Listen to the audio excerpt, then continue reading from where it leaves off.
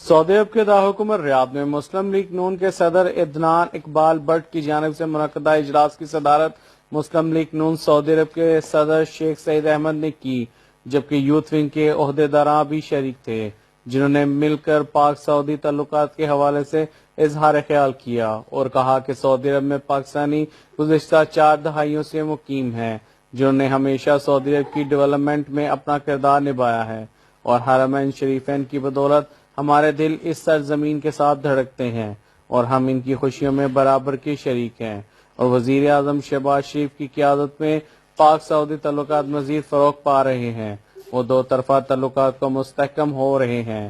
تقریب سے سینئر نائب صدر محمود الحق ڈوگر، جی ایم اوان، فضل رحیم صافی، میاں جمیل ربانی، عبدالقیوم، ظہیر احمد مغل، ملک حسین، مخدوم احمد تاجر سمیت دیگر نے بھی اظہار خیال کیا۔ جی کتن کو